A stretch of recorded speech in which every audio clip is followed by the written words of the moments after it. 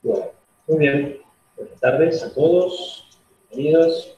Estamos llevando adelante el último encuentro previo al coloquio. El coloquio del día 10, no, perdón, del día 13, del viernes 13, en el que en dos grupos, 4 estudiantes primero y 4 estudiantes después, un grupo a las 19 y el otro grupo a las 20. Luego les indicaré en el foro a qué grupo con qué horario, por cuestiones organizativas y como les anticipé en encuentros anteriores, entiendo que la participación de menos personas en el grupo hace más ordenada la dinámica y los intercambios se pueden dar de forma más prolija. Por eso es que prefiero primero con 4 y luego con 4. Luego les diré quiénes están en qué mitad. Bueno, sobre ese coloquio, sobre esa instancia, les quiero recordar que desandaremos los temas vistos en los distintos trabajos del año, habrá preguntas abiertas, la mayoría de ellas tenderá a que ustedes puedan dar ejemplos y comentar los significativos que son esos asuntos en la formación del profesor de lengua, así que vayan anticipándose y vayan pensando en que en general haremos asociaciones con nuestra praxis docente y con la tarea de educadores y formadores de lengua española, como para que todo encuentre su correlato en nuestra praxis docente y no se vea solo como disciplinas de la lingüística que estudian los asuntos y queden ahí. Les decía que va a ser muy útil que estén en condiciones de ejemplificar, de hacer valoraciones, de relacionar los temas y eventualmente de comentar qué abordajes didácticos se imaginan para esos contenidos si los tuvieran que llevar adelante en algún curso del secundario. Pero lo vamos a hacer solo para ir dinamizando. Las preguntas no se pueden responder mal, no creo que respondan mal un planteo, una consigna en la que se les pide que imaginen potenciales usos de tal o cual tema en una clase de lengua. Supongan, estuvimos viendo el tema sinónimos. Ustedes en el momento del viernes 13 yo les mencione o les diga, imagínate dando clases de literatura en el ciclo orientado, cómo incorporarías estos conceptos de las diferencias de sinónimos en tu clase de literatura. Y ustedes podrán buenas tardes, Matías. Hola, Andrés. Y ahí ustedes podrán idear alguna manera, podrán pensar en alguna consigna, siempre intentando vincular los contenidos de esta materia con los propios de la enseñanza de la lengua y la literatura en el secundario. Entonces, habrá preguntas. Andrés, perdón. Sí, no sé si en mi compu o qué, pero se escucha re bajito. ¿Todos se escuchan bajito? Sí. Si no es el mío. No, se escucha como con eco. Claro, bueno, claro, sí, así se escucha. Bien, voy a subir mi volumen. Hola. Andrés está hablando. Ahora sí. Escuchaba lengua y literatura nomás y no. Sí. En mi caso estoy desde el celular porque no sé qué pasa con la compu que el Meet falla y no logro escuchar nada nunca. Entonces... Bueno, no hay problema. Bien, ustedes si llegan a tener problemas en la escucha, háganme una seña o abran su micrófono y díganmelo, así no sigo hablando. Frénenme cuando se torne inaudible o de difícil audición. Entonces, recién les estaba diciendo que los contenidos de esta asignatura que fuimos viendo en los distintos trabajos, se hará preguntas sobre ellos, se hará preguntas abiertas, habrá algunas más particulares, pero todas tenderán a que ustedes puedan puntualizar sobre ejemplos concretos que den cuenta de ese concepto, para que no nos quedemos solo en la teoría y yo pueda ver que ustedes los manejan esos asuntos y pueden ejemplificarlos.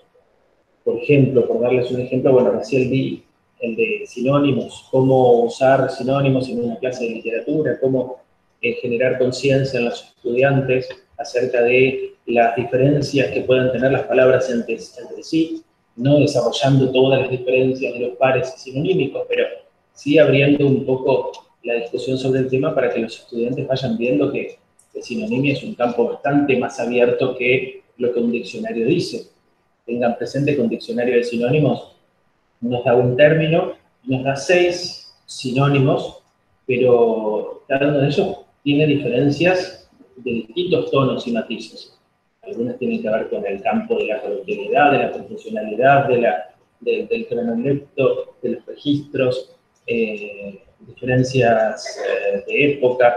Entonces, es útil inaugurar esa reflexión. Mencioné el ciclo orientado porque creo que los estudiantes del ciclo orientado están más preparados para llevar adelante reflexiones de este tenor que niños o preadolescentes del ciclo básico. Por dar otro ejemplo, el asunto metaplasmos, que ustedes puedan, a partir de ejemplos que yo les dé, pensar, bueno, esta palabra tiene una vocal hacia el final que perdió y se acortó, ¿cómo se llamaba ese fenómeno? Apócope, ¿en qué consiste el apócope? Que puedan describir cada metaplasmo o definirlo con sus palabras y aportar otros ejemplos a los que yo les dé. Yo puedo llegar a apoyarme en sus intervenciones en el foro para preguntar expresamente a tal persona, bueno, vos pusiste tal ejemplo, ¿por qué lo seleccionaste? ¿A dónde notaste se produjo esa epéntesis? ¿Te parece que todos los metaplasmos tienen que ver con la evolución de las palabras? ¿Crees que eso es evolución? Bueno, ahí opinarán. Ustedes van a darse cuenta que unas preguntas son más abiertas, para que ustedes hablen y hablen, otras son más concretas, para buscar especificar ciertos términos, y otras son de opinión, de valoración, otras son de relación de temas, y las de ejemplificación también abundarán. En materia de recursos de cohesión, en general, esos que estuvimos viendo por separado, que ustedes fueron desarrollando, exponiendo con distintos métodos, también sumérjanse en ellos, imaginen situaciones áulicas en las que se enseñarían. Yo les puedo llegar a plantear una situación problema y que ustedes tengan que, a veces lo hago puntualizando y diciéndole a tal persona que tome la palabra. En otros casos plantearé la situación y diré, bueno, ¿quién de los 4 presentes se anima a plantear una actividad en la que se combinen estos 2 asuntos? Bueno, y ahí hay que sacar de la galera algo.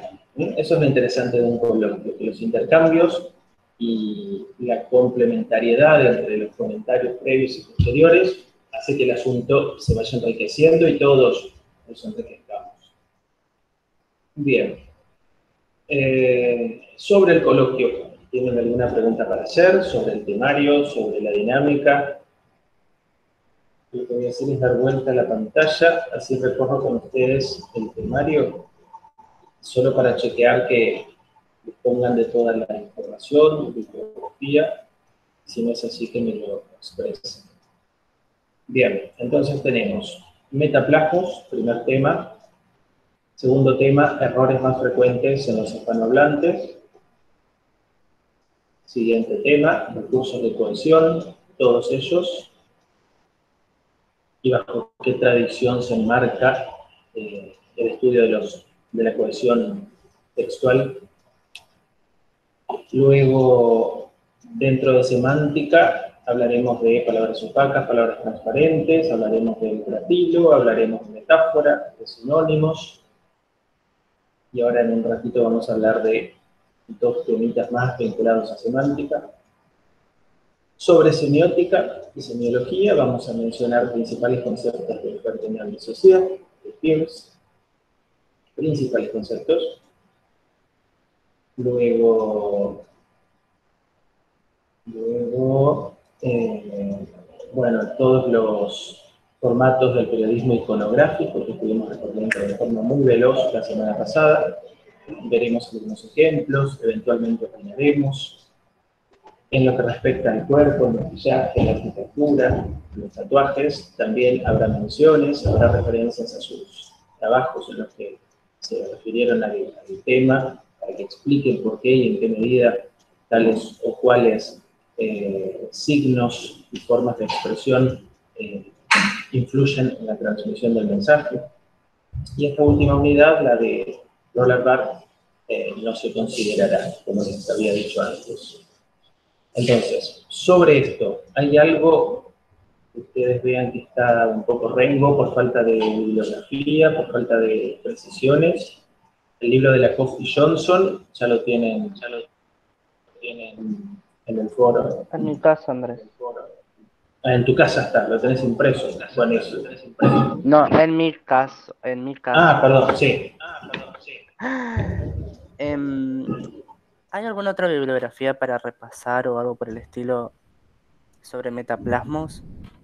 No, solamente las páginas, digamos, si buscas en internet es probable que encuentres mucho más.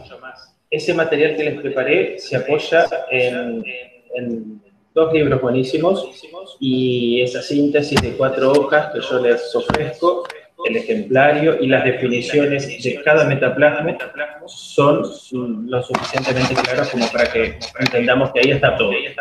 Si quieren completar, lo pueden hacer. Pero creo que ahí está lo principal. Digamos, si quisieras profundizar más, estarías indagando en cuestiones de gramática histórica del español. Y para eso hay bibliografía específica. En la página de Academia vas a encontrar manuales de gramática histórica, pero no creo que aquello se pueda abordar tan rápidamente en 2 semanas y que ese abordaje sea efectivo si no se le dedica el tiempo conveniente. Si vos querés solamente el tema metaplasmos, podés mirar en algún manual de gramática histórica si ves algunos conceptos más que te puedan interesar. Y eso lo abordarías en el coloquio. Yo no lo decía por el tema de cotejar más sobre el tema en sí, sino ver otros ejemplos. Ajá. Bueno, si querés más ejemplos, en internet escribís epéntesis y vas a encontrar decenas de páginas que hablan del asunto. Epéntesis, por ejemplo. Por decir una tontería, ¿no? Ahí aparece, bueno, en inglés y aquí aparece en español. Lo primero que encuentro es Wikipedia. Estoy haciendo algo muy básico, estoy compartiendo pantalla, ¿no? Ahí se define y hay bueno, hay un link interesante a un Wikiccionario, hay una fuente, variaciones fonéticas, un libro que está en inglés, en PDF, que seguro tiene más ejemplos. A ver, sigamos de Wikipedia, vamos a blog de lengua. Vayan a saber qué Patan lo hizo, pero si el ejemplo es válido, no importa quién lo haya hecho. Sí, acá tenemos la etimología de la palabra y tenemos ejemplos. Estoy viendo varios ejemplos. Bueno, ya me encontré con varios. Sigo buscando, acá también, del castellano.com, acá también en etimologíasdechile.net, y ahí la gente comenta abajo, eso es lo rico también. Ejemplo de, también hay, diccionario de la Real Academia, Hispanic Linguistics, ahí también en este, yo lo visité un par de veces y es bueno. A ver si sobre esto la entrada es rica. Pero hay artículos relacionados, bueno, prótesis está vinculado, acá está la definición, no, está solo la etimología. Justo no está el tema ampliado. Pero buscando en internet, de seguro, Matías, vas a poder enriquecer tu repertorio. Si los ejemplos de la fotocopia no te satisfacen del todo, no te resultan suficientes. Claro, no, quizás para no confundir cada metaplasma. Puede surgir, si no me equivoco, vos me comentaste, y no te contesté, creo. Y quería trabajar sobre eso. Para mejorar sobre el tema. Sí, claro. En el coloquio se va a abordar absolutamente todo. Absolutamente todo. No dejar al pendiente ese tema en sí. Bueno, en Edición Espacio vas a encontrar muchísima información al respecto. Sí. Bueno, bien, entonces, sobre el coloquio, de aquí hasta el día en que acontezca, podrán hacer cuantos planteos, preguntas y comentarios como quieran, ¿saben? No se limiten en ese sentido. Bueno, hay un asunto vinculado a las metáforas que quedó abierto. Digamos, hablamos mucho de la metáfora del recipiente, pero hay un grupo de metáforas que son las ontológicas, que ahora me gustaría que las viéramos juntos. disculpen que vuelva sobre lo mismo y que no lo hayamos charlado en el encuentro pasado, pero me parecen tan interesantes y tan frecuentes, por cierto, y tan difíciles de percibir si alguien no nos lo advierte. Ahora que tenemos un autor que nos contó que en la vida cotidiana solemos usar muchísimas metáforas en las que se le da sustancia, entidad, se le da condición de cosa a realidades abstractas, y en consecuencia podemos hablar de ellas en términos de posesión, en términos de distanciamiento. Es por eso que quiero que nos detengamos acá unos minutos y ustedes podrán hacer cuantos aportes quieran. Es muy interesante el asunto. Primero, anticipo.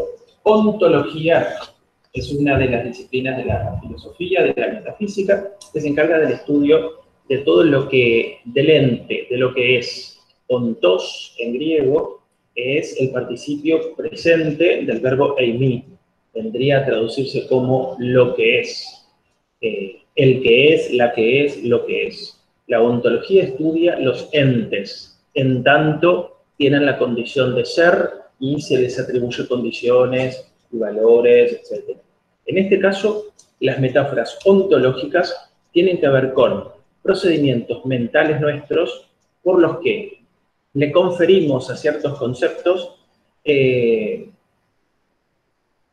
la condición de ser elementos, entidades, y sobre ellos manejarnos como si fueran manipulables, como si fueran disgregables, como si fueran, como si tuvieran tamaño, como si tuvieran duración, como si tuvieran edad. Entonces, se los convierte en seres, se los convierte en sustanciales cuando no lo son.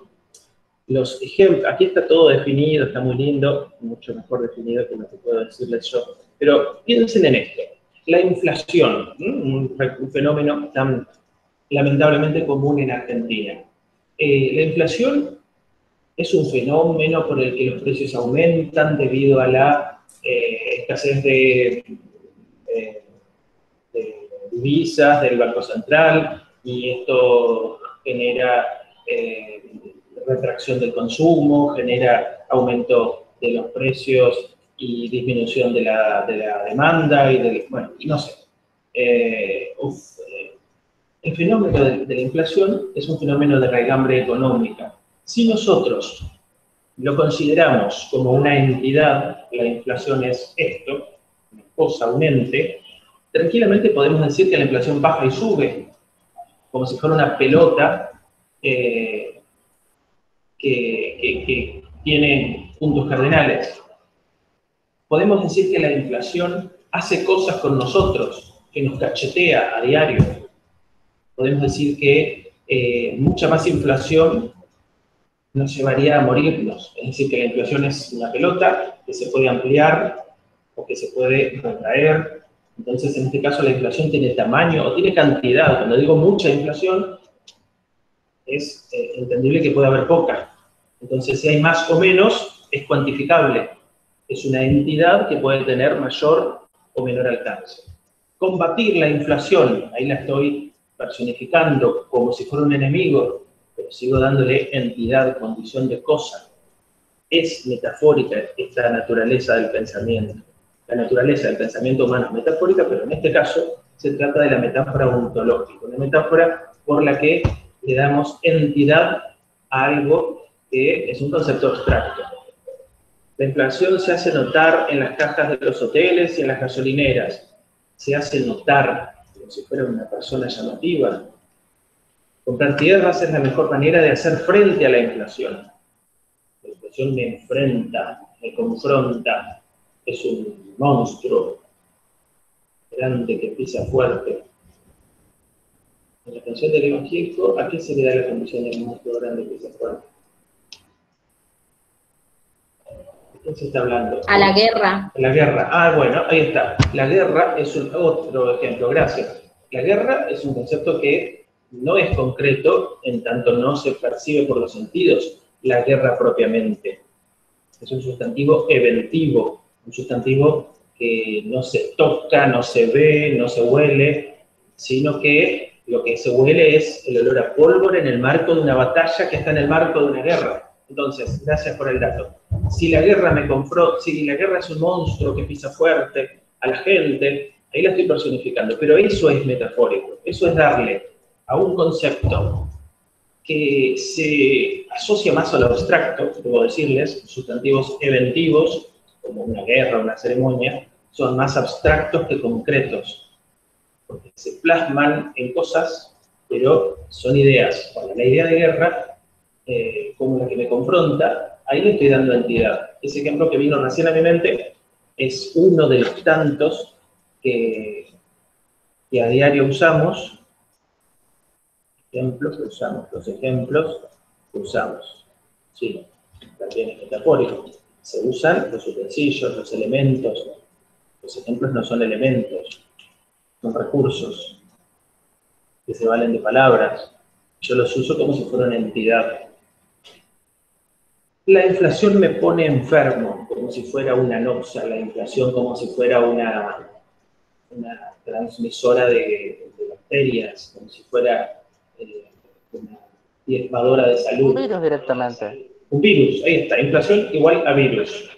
Metáfora de la entidad. Ahí le di a la inflación la condición de algo particular, de un ente. Es decir, ¿va más allá de la personificación? Va más allá de la personificación, porque yo lo que estoy haciendo es, si vos querés, Matías, silenciar tu micrófono porque Ay, perdón. Escucho mi voz y es tan espantosa mi voz. Lo siento por ustedes.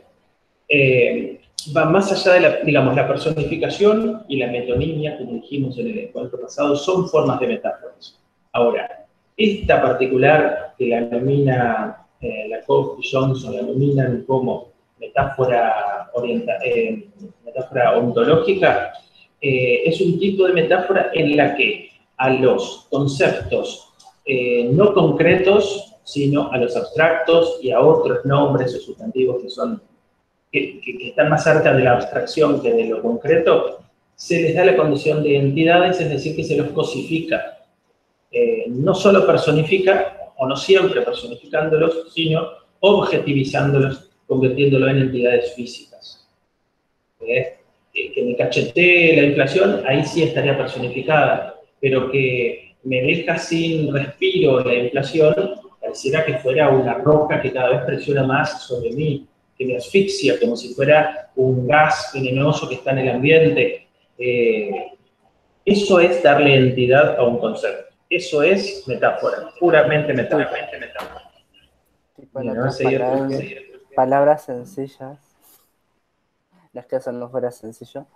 De alguna forma podemos decir que tratamos de volverlo abstracto en algo concreto, o en algo, en acercarlo a algo concreto. Sí, son formas de acercar conceptos que de otra forma no serían tan palpables. Mediante las metáforas los traemos más a nuestra vida cotidiana y podemos entender un término, podemos entender un concepto en términos de otro, haciendo analogías. El monstruo grande que pisa fuerte, es malo y me asusta, la guerra también. Me enferma la inflación, bueno, me causa una sensación tal o similar a la congoja que tengo cuando tengo pulmonía, bueno, también me la causa la inflación. Que nos ponga entre la espada y la pared, como si fuera un practicante de esgrima que me está acorralando, ahí la estoy convirtiendo en algo que genera en mí efectos. Ese algo es tangible, digamos, no es tangible la palabra, es un ente, es una entidad, y como tal actúa como cosa, como persona, y esas acciones o efectos sobre mí son los que consideramos metáforas ontológicas. Vean estos ejemplos. El miedo a los insectos. El miedo, sabemos que el miedo no es un sustantivo concreto. La pesca tampoco es un sustantivo concreto. A ver si alguien me corrige. No es concreto la pesca. El pescado es el concreto, la caña es la concreta, el hilo que sube y que baja, el anzuelo, la lancha, la acción de pescar, todo eso, toda esa ceremonia se llama pesca. no es concreto, es un concepto eventivo, es un sustantivo que habla de una acción que solo la percibe el ser humano con su intelecto cuando asocia todos los elementos vinculados. Entonces, la pesca... Como el asado, entonces, o un casamiento. Ah, no sé vos, pero yo al asado lo puedo tocar. Claro, pero si vos decís la reunión, que voy a un asado, no vas adentro de la carne a... Bien. No sé, en ese sentido, como dijiste lo de la pesca, digamos, por eso... Bien, a la situación. Salvo que haya, sí, fui al asado y me metí dentro de una costilla. Sí, es cierto. El asado como ceremonia o reunión social en la que participan personas que consumen carne asada mientras charlan y consumen bebidas, toda esa ceremonia junta es un concepto que... sí, es un concepto no concreto. Eso es muy difícil, perdón por el re, eso es muy difícil diferenciar cuando enseñamos concretos y abstractos en el ciclo básico. Porque muchas veces el concepto es, si se toca, si se huele, si se ve, si se escucha o si tiene gusto, es concreto. Y si no se puede percibir por los sentidos, es abstracto. Eso es lo que dicen las maestras. Las maestras, perdón, eso. Eso es lo que dicen las personas que forman a los niños y a los preadolescentes, sin tener en cuenta que el concepto de abstracto, perdón, de concreto, si bien tiene que ver con los sentidos, el de abstracto tiene que ver con el intelecto, y hay conceptos como estos que dijimos, ceremonia, pesca, acto, invasión. Yo veo una choza quemada, veo los indios corriendo, pero eso no es la invasión la percibe mi intelecto viendo los productos o los efectos de la invasión de un grupo por sobre otro lugar. O sea que esas ideas son de naturaleza metafórica cuando yo las incorporo en una frase. Digamos, no es que el asado es una metáfora. No, es un sustantivo. La metáfora es usar la palabra asado en una frase en la que le atribuyo la condición de asado la condición de ser un ente. El asado me atrapa cada domingo. No puedo vivir sin... Bueno, el asado me atrapa, ahí lo personifico. Otra metáfora con asado. Salir o entrar al asado no se usa la metáfora del recipiente. A ver qué otra metáfora se puede usar con asado, entendiendo por la ceremonia. Si se me ocurre alguna, les digo. Llegar al asado. Llegar al asado. Sí, como si fuera un punto de llegada. Metáfora de... Sí, es una metáfora orientacional. Es una entidad a la que se accede, se llega, se va, se viene. Bien. El ejemplo que tienen aquí frente a sus ojos siempre son frases, ¿no? Oraciones completas para entender que sean metafóricas. Dice, mi miedo a los insectos está volviendo loca a mi mujer. Mi miedo a los insectos está volviendo loca a mi mujer. Si es mi miedo, ¿por qué se vuelve loca ella? Bueno, listo. Mi miedo a los insectos está volviendo loca a mi mujer. Bueno, ¿qué? ¿Por qué se vuelve loca porque yo le tengo miedo a los insectos?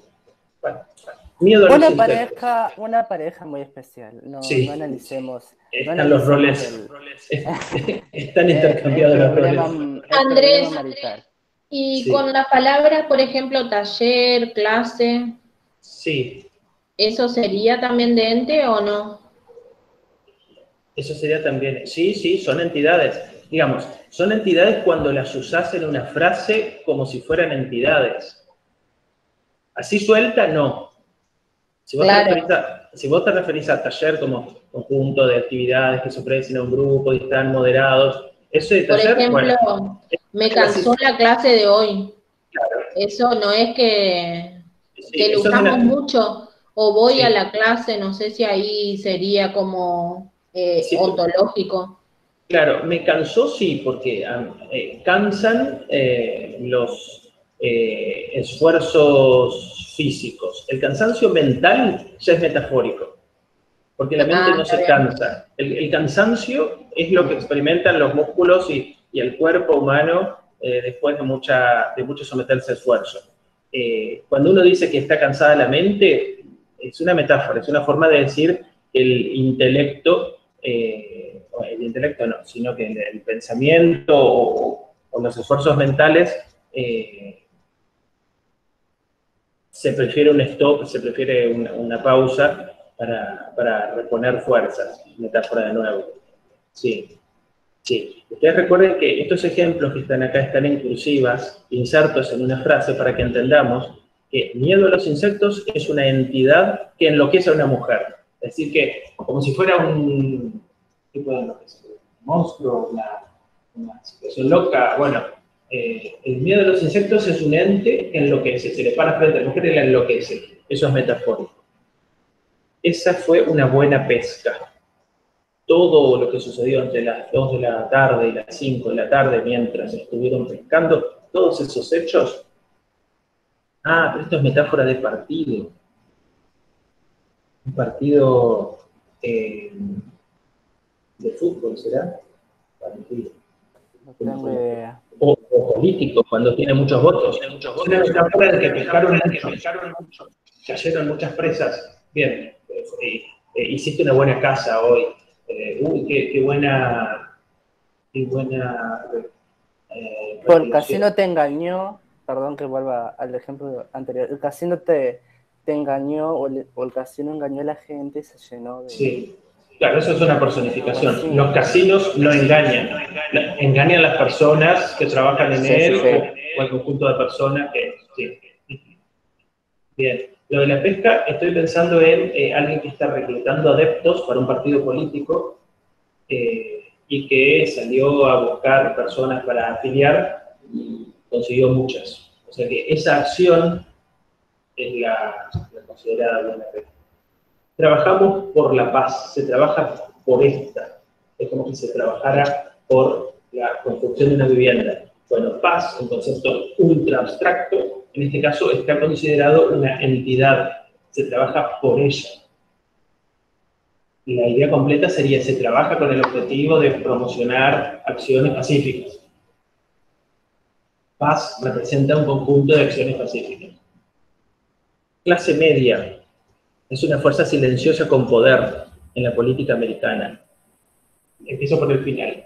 La política americana es un lugar. En ella, primera metáfora del recipiente, es un plato redondo, la política americana, y adentro están Trump, etc. Biden. No vi el segundo debate, el tercero en realidad, lo voy a tener que ver.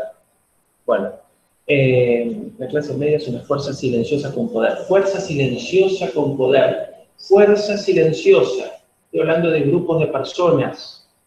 ¿Son fuerza? No, a lo sumo ellos tendrán individualmente fuerza. Silenciosos, porque no pueden tener voces altisonantes en los medios. Y tienen poder, sí, porque votan. Hay tres conceptos que asociados hacen a un ente. Fuerza silenciosa con poder. Imagínenlo con alguna forma. Estamos hablando de grupos de personas. La metáfora sería grupo de personas igual fuerza silenciosa con poder. Y clase media es la forma con que se prefiere llamar a las personas que en la sociedad tienen ingresos de entre tanto y tanto, no están bajo la línea de pobreza, ni tampoco pertenecen a los considerados ricos o pudientes. Ese grupo de personas con esas condiciones económicas recibe el nombre genérico de clase media. Son todas palabras expresiones de naturaleza metafórica ontológica. El honor de nuestro país está en juego en esta guerra. En esta guerra, como si fuera una partida de naipes, de póker, se pone en juego 7 fichas y 14, 7, bueno, no sé, $15.000. O se pone en juego todas estas fichas. Claro. ¿O el ajedrez? Como una pieza de ajedrez, yo pensé en el póker. Está en juego. Una ficha está en juego cuando puede ser comida por otra. La suerte, la fortuna. La fortuna, ¿no? Así que honor de nuestro país igual torre o pieza de ajedrez. Es ontológica, de nuevo. Bueno, dijimos, cuando presenté el asunto les dije, al convertir un concepto complejo, abstracto generalmente, en cosa, que cosificarlo, al personificarlo, al convertirlo en una entidad, yo lo puedo cuantificar, puedo hablar de mucha paciencia, cuando la paciencia en realidad no se puede medir y tampoco se puede hablar de más o de menos. A lo sumo habrá más cantidad de respuestas que demuestran paciencia, o habrá más momentos en los que mi rostro demuestre que estoy siendo paciente, pero la paciencia como concepto abstracto realmente aquí está convertida en objeto ontológico, en cosas, para decir que hay mucha. Con el odio pasa lo mismo, el odio no se mide, no es un líquido que hay más o menos según la persona. Dupont tiene un gran poder político en Delaware. ¿El gran poder se tiene o se practica o se ejerce? En el caso de que se tenga, es un objeto.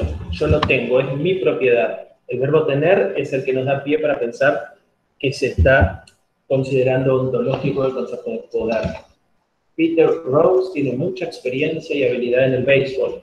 La experiencia y la habilidad, que son conceptos abstractos, están cosificados cuando yo digo que los tengo, o que los tiene Pete Rose, etc. Identificar aspectos, el lado violento, la personalidad como moneda que tiene dos lados, la brutalidad de la guerra, como que las guerras tuvieran acciones brutas y acciones no brutas, estado emocional que se deteriora, como una casa abandonada, como una pelota que se lanza a un baldío, la sensación de victoria que puedo llegar a tener, sensación de victoria, si la tengo o la dejo de tener, está cosificada, puede tener causas, lo hizo movido por el enojo mueve, personificado, genera cosas, ¿no? Es causa de cosas. Nuestra influencia en el mundo ha disminuido debido a la ausencia de fibra óptica, perdón, de fibra ética.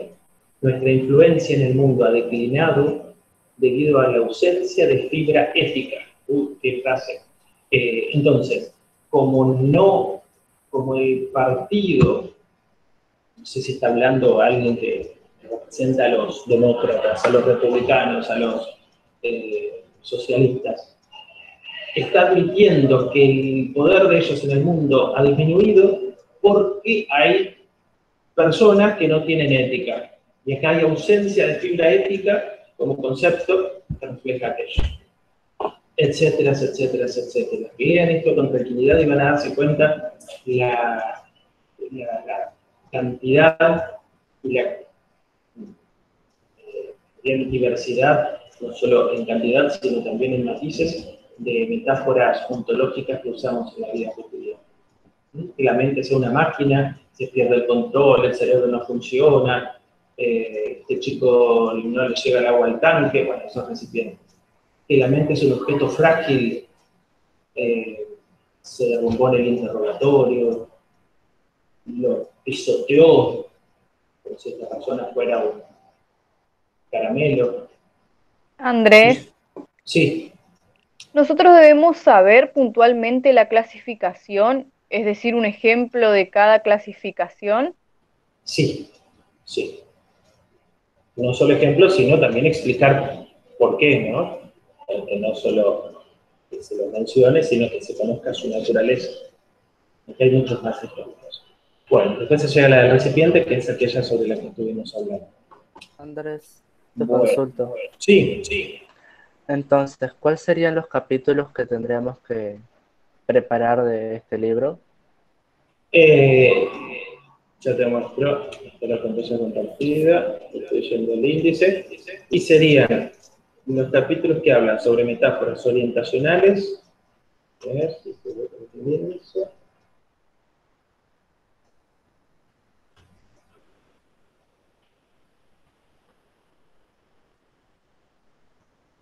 Disculpa, ahí llegué. Dice, Metáforas orientacionales, página 50 en adelante. Metáforas ontológicas, 63 en adelante. Personificación, 71, metonimia, 73.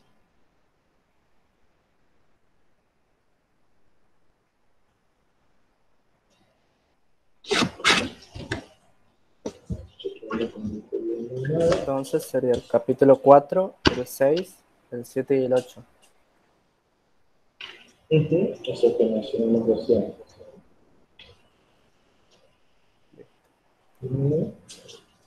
Sí, es eso. Bueno. Hay un asunto vinculado a las metáforas y vinculado a los sinónimos particularmente, que es muy interesante, y quiero presentárselos antes de que nos despidamos. Es cortito, son 2 hojas, no se preocupen.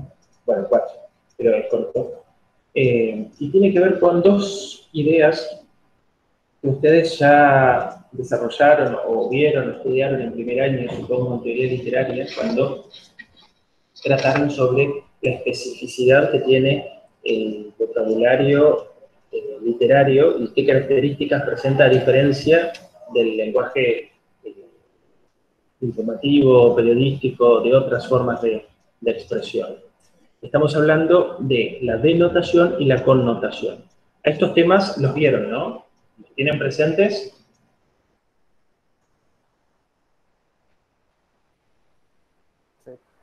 ¿Sí? Bueno, entonces más veloz es el abordaje. Entonces, connotación, todo lo que tiene que ver con escritura literaria o con escritura metafórica, el significado está dentro de circunstancias determinadas. El significado de algo no es unívoco, sino que depende de quién lo dice, cómo lo dice, en qué contexto. Está socializado por eso el significado. El sentido está definido por la mente y por los códigos del hablante. La connotación hace que el significado de una expresión sea más valorativa que informativa. En el lenguaje connotativo se amplía la comunicación, es mucho más rica la información que se ofrece. Y por supuesto es más subjetivo. Cuando yo connoto, cuando yo vuelco mi subjetividad en la comunicación, estoy siendo subjetivo y estoy valorando. A diferencia del otro lenguaje, que es el que informa, el que yo puedo, con un diccionario, interpretar el sentido de cada palabra y no necesito hacer ningún tipo de interpretación mayor o más profunda del contexto, de lo que habrá querido expresarse con tal o cual expresión. No, es lo que dice la palabra, es lo que dice y se acabó. Es en ese sentido unívoca la significación de la frase. La comunicación es más pobre, es más precisa, así que en este caso pobreza tiene que ver con economía de términos, y es más objetivo. Todo lo denotativo es más objetivo. Entonces, un artículo periodístico que cuenta sobre un accidente en la ruta es denotativo. Un texto de opinión sobre la economía y hacia dónde vamos, hay más connotación. Diferencia entre denotativo y connotativo, ya la supondrán en relación a metáforas. Hay más metáforas en la connotación, menos metáforas o casi nada en la denotación. Lo que me propongo ahora es charlar sobre, acá está definido metáfora según Jacobson, es que nos detengamos en las diferencias, volvemos a sinónimos, las diferencias entre palabras que significan teóricamente lo mismo, pero que según la connotación pueden llegar a tener diferencias en su significado. Y aquí tenemos ejemplos, estos ejemplos son bien sencillitos y hablan por sí solos, no se necesita ninguna definición. Están viendo, ¿no?, lo que estoy compartiendo. Aquí se habla de la connotación según sean estas, buenísimo. Las geolécticas, las sociolécticas y las poéticas. Geolécticas. ¿Es lo mismo un nene que un bebé? ¿O un bebé, como dicen los que tienen más dinero? No es lo mismo. Un nene puede tener 8 años y un bebé se supone que es el que anda todavía gateando. Así que, según lo diga en San Juan, lo diga en Buenos Aires, lo diga en el Perú costino o lo diga en el castellano general, el la palabra va a tener distintas connotaciones. Estacionarse y aparcar significan exactamente lo mismo en distintos países, ¿no? Bus, autobús, camión, la guagua en algunos países. Juan no llegó todavía, Juan no ha llegado todavía. No llegó, no ha llegado. No Esto llegó. tiene que ver que esas cosas nos están dando información. Esas cosas nos están dando información. ¿O no tienen nada que ver con eso? Porque, por ejemplo, si dice bebe en vez de bebé, o... Cintia, no se escuchó nada. Se entrecortó lo último, Cintia. Si esas cosas nos dan información sobre el hablante.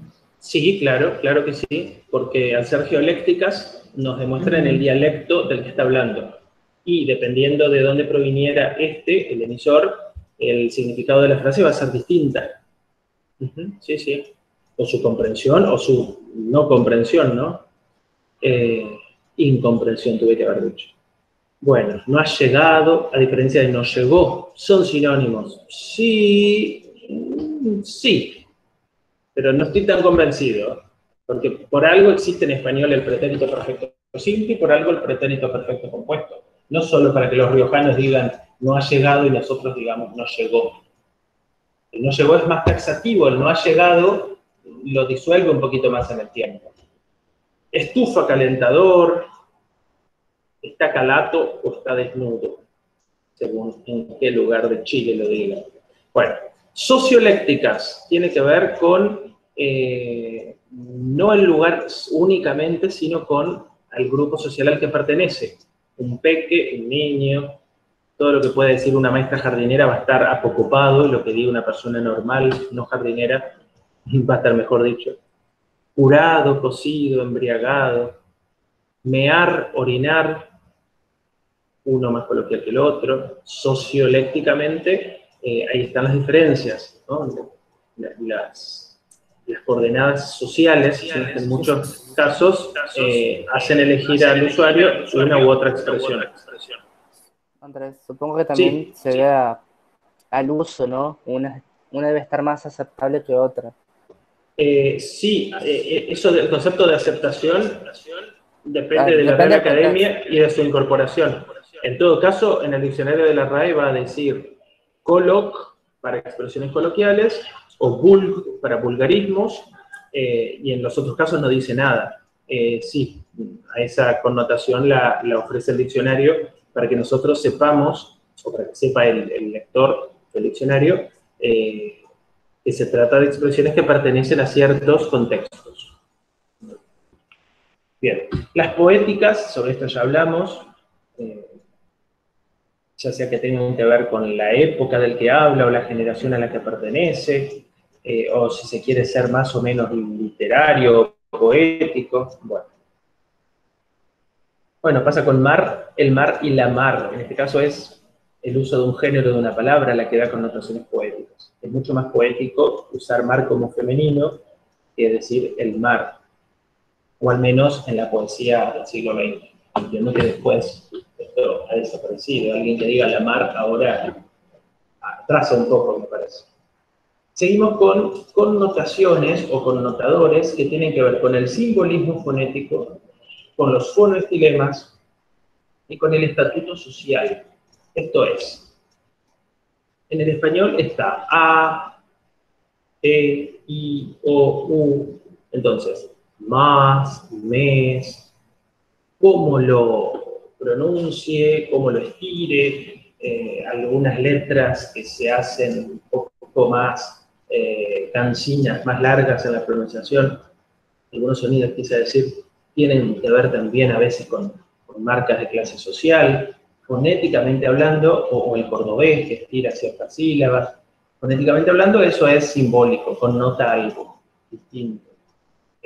O una maestra que cuando llega al final de su frase estira algunas sílabas en tono, con la intención de generar mayor detenimiento en el pensamiento y que todos siguen escuchándola hasta ese punto y ella les conduce y luego hace la pausa. o en la lectura expresiva de un texto literario o de un poema, cuando alguna palabra se lee mucho más lentamente que otras, que se pasan más rápido. Todo aquello tiene que ver entonces con la connotación que le puedo dar a la expresión. La palabra amor no va a significar lo mismo si la digo amor a que si la digo amor. En un hilo, por supuesto, así suelto parece igual. Así que fonoestilemas es el nombre que recibe, simbolismo fonético es el nombre que se recibe aquí. Fonoestilemas vendrían a ser las diferencias puntuales, ya no que tienen que ver con elecciones, sino con condicionantes. Físicamente estoy en un lugar donde se pronuncia así o se pronuncia asá, se les llama fonoestilemas porque son marcas de estilo que están dadas por la zona dialectal. El estatuto social, estatuto muchas veces es el término español que se usa para status. En inglés es status y en español se puede usar el status como locución latina, pero no significa lo mismo que estatuto, significa estado, así que lo correcto sería estatuto. Clase media, Andrés, baja. Sí. Viste que nosotros acá en Entre Ríos tendemos a no pronunciar las S finales. Sí. ¿Entraría de fonoestilemas? Sí. Y al mismo tiempo es una incorrección idiomática, es algo punible por la Real Academia, es algo que no está bien porque estamos pronunciando las palabras a medias, pero es una forma que connota nuestra condición, sí. Bueno, después tenemos configuraciones de los rasgos fonéticos. Esto tiene que ver más, bueno, bate, chocolate, con harina y con tomate, una canción, bueno, para explicar anáfora, ustedes ya conocen lo que es una anáfora, esa repetición de términos se hace con fines expresivos. La paranomasia, combinación de palabras que tienen una fonética parecida pero un significado diferente. Poco a poco, hila la vieja el coco. Poco y poco. Palabras similares para generar efectos de sentido. Los conceptistas y los culteranistas han sido los maestros en el uso de los juegos de palabras en el barroco literario latinoamericano y en España. Bueno, anagrama, transposición de las letras de una palabra a la frase de otra para armar una nueva, Roma y amor, que se usan con tanta frecuencia. Bien. Entonces, todo eso no es tan importante. Hechos prosódicos, entonación, pausas, ritmos, todo eso también connota, todo eso también cambia el sentido de una expresión y la aleja un poquito de otra. Entonces, no estamos hablando de sinónimos. Entiendo que gol y gol es la misma palabra, solo que al ser entonada de forma distinta, hay matices de significación. Lo que estamos haciendo acá es reflexionar sobre cuándo los matices de significación divergen, varían, a pesar de que estamos frente a la misma palabra, no son sinónimos. Hoy en los primeros ejemplos de guagua, bebé, sí, ahí eran sinónimos, pero acá es la misma palabra en un programa de radio nocturno, cuando se lee todo lento, porque la gente está buscando novio y llamando a la radio, como se hacía antes, esas pausas en la expresión le dan un tono más romántico, más ameno.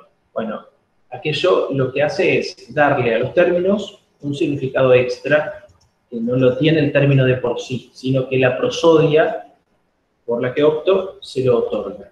El ritmo, o que esté hablando, la velocidad, cuando se acerca la pelota al área y se está por producir una situación de riesgo latente de un gol posible, ¿no? Caracas contra Boca anoche, y la pelota muy cerca del arco, el relator lo que hace es acelerar su descripción, su relato, para lograr que el ritmo se acelere y en consecuencia el interés aumente y el nerviosismo también.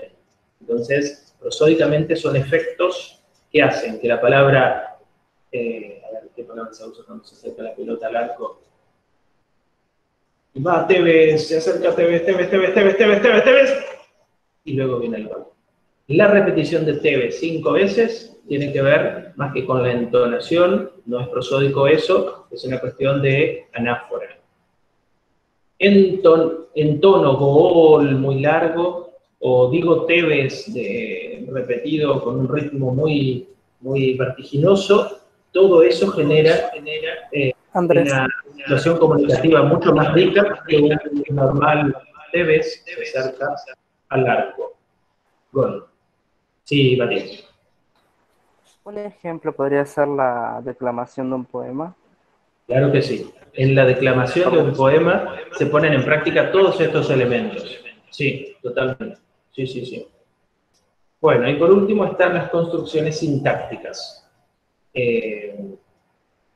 Pertenece a un mensaje, un tipo de discurso, rima, bueno, sí, la rima, cuando se cambia el orden de la frase, cuando se usa palabras para expresar mayor formalidad o informalidad, cuando uso palabras que tienen un símbolo o barrotas sucias. Claro, cuando el concepto de por sí es una connotación extralingüística. Cuando son índices, el Rolex es un índice de que si tiene dinero, el que puede pagar tantos miles de dólares para tener ese reloj, debe tener dinero, debe ser de clase alta.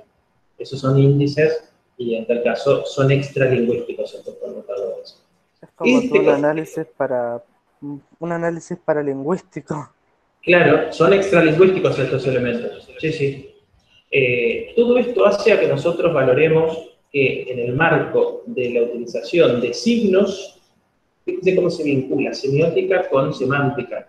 Cuando estoy hablando en términos de connotación, yo a la expresión le puedo dar matices variadísimos, no solo las diferencias típicas de sinónimos que estudiamos un par de clases atrás, sino todas estas connotaciones que dependen de factores contextuales, factores fonéticos, factores contextuales, no solo contextuales, factores sociales, factores poéticos, dialécticos, muchos elementos a tener en cuenta. Esto está interesante para demostrar la complejidad de la comunicación humana y para demostrar la riqueza de la expresión literaria. Así lo dijo Matías, en la declamación de un poema se ponen en práctica tantos recursos que se vinculan a la connotación que no se terminaría nunca de mencionarlos. Es riquísima el género, la poesía, y más aún su declamación pública. Así es, así es. Así que connotación y denotación, estas 4 paginitas se las subo en el foro en un rato, junto al enlace de este encuentro. Y ese sería el último tema en el marco de la unidad de semántica, pero que guarda relación directa con la unidad de semiótica, porque está hablando del signo y está hablando del signo y su semiosis ilimitada.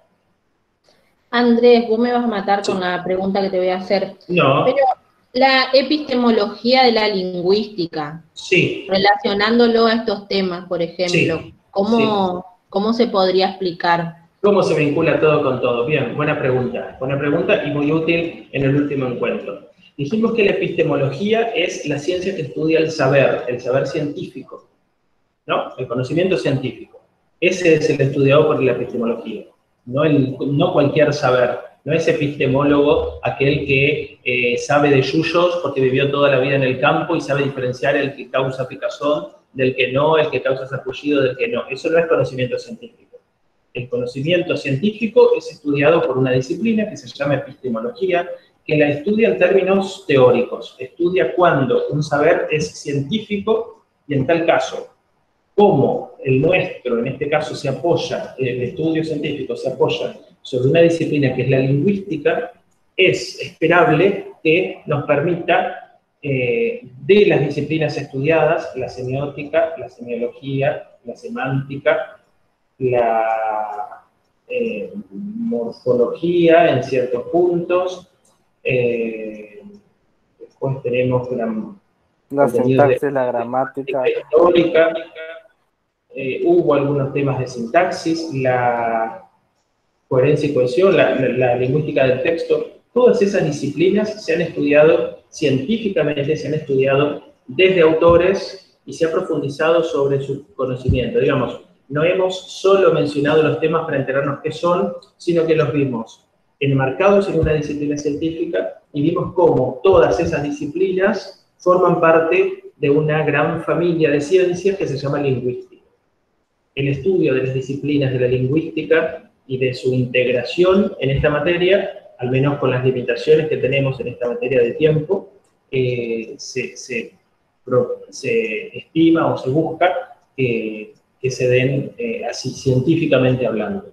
Yo les recuerdo que cuando presentamos este espacio yo les había contado que antes existía una lingüística en primero, otra en segundo, otra en tercero.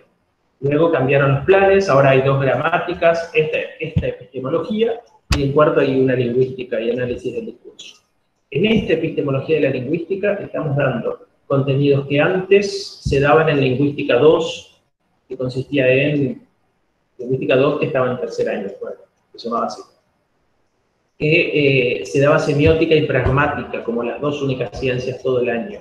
Nosotros le incorporamos otras disciplinas para ampliar un poco más el repertorio. A pragmática la dejamos para cuarto año, y a otras disciplinas que se daban en segundo las pasamos para cuarto también. Hubo una reestructuración. Pero en esa reestructuración siempre se tuvo en cuenta seleccionar estratégicamente ciertas disciplinas de la lingüística que conviene estudiar en mayor profundidad para conocer su funcionamiento interno. Por eso es epistemológico el objeto. No es un objeto que lo estudiamos de forma estática, sino con distintas disciplinas científicas que le dan fundamentos a su razón de ser y a su presencia en nuestras currículas. Sí. No sé si Cintia quedó respondida la pregunta y si tiene...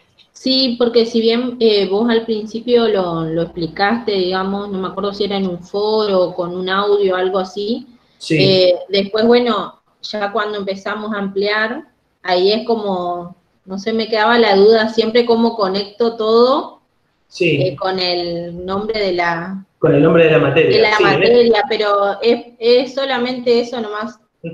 Bueno. Bueno, señores, si les parece, nos despedimos. En el foro, en breve, van a tener el detalle de quiénes serán los 4 que estarán a las 19 y quiénes los otros 4 que estarán a las 20. Así que estén atentos. Pueden preguntar y plantear todo lo que necesiten en ese mismo espacio. Y así llegamos al viernes 13 en las mejores condiciones. Escríbanme cuando quieran, por favor. No duden en hacerlo. Bueno, chicos, que empiecen un lindo fin de semana. Bueno, muchas gracias. Gracias, Andrés. Buenas tardes a todos. Hasta pronto. Chao, suerte. Chao. Adiós. Adiós.